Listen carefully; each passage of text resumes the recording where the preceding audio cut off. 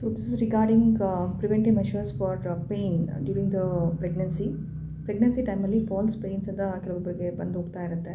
ಅಂದರೆ ಒಂದು 7ನೇ ತಿಂಗಳಲ್ಲಿ ಸ್ವಲ್ಪ ಯೂಟ್ರಸ್ ಗಟ್ಟಿ ಆಗುವಾಗ ನಿಮಗೆ ಏನೋ ಒಂಥರ ಅನೀಸಿನೆಸ್ ಮತ್ತು ಪೇಯ್ನ್ ಫೇಸ್ ಮಾಡ್ತೀರಾ.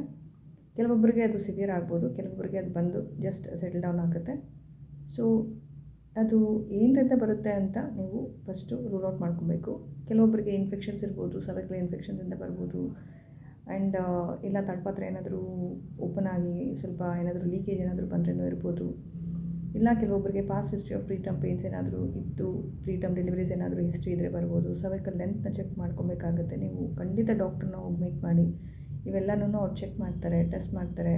ನೋಡಿಕೊಂಡು ಇಫ್ ಅಟ್ ಆಲ್ ಅದನ್ನು ಕಂಟ್ರೋಲ್ ಮಾಡಲಿಕ್ಕಾದರೆ they would just try to give you some medications. And if required even cervical ಸ್ಟಿಚ್ನೂ ಆಫರ್ ಮಾಡ್ತಾರೆ according to your individualised status what it is there. So nothing to be frighten that something which is not been in your hand it has happen. ಆ ಥರ ಏನೂ ಇಲ್ಲ. You have to just try to go to the hospital, just get a checkup. For everything there is a way out.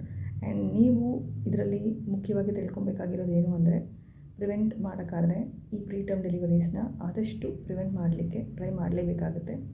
ಯಾಕಂದರೆ 28 weeks to 33 ವೀಕ್ಸ್ವರೆಗೂ ಆಗೋ ಡೆಲಿವರೀಸ್ಗೆ ಬೇಬೀಸ್ಗೆ ತುಂಬಾ NICU ಸ್ಟೇಸು ಮತ್ತು ಅದರಿಂದ ಬರೋ ಸೈಡ್ ಎಫೆಕ್ಟ್ಸ್ ಆ್ಯಂಡ್ ಪ್ರಿಮೆಚುರಿಟೀಸ್ ಮತ್ತು ಮುಂದೆ ಇರೋ ಒಂದು ಇಮ್ಯುನಿಟಿ ಆಗಿರಲಿ, ಇವೆಲ್ಲನೂ ಇಲ್ ಬಿ ಕ್ವೆಶ್ಚನಬಲ್.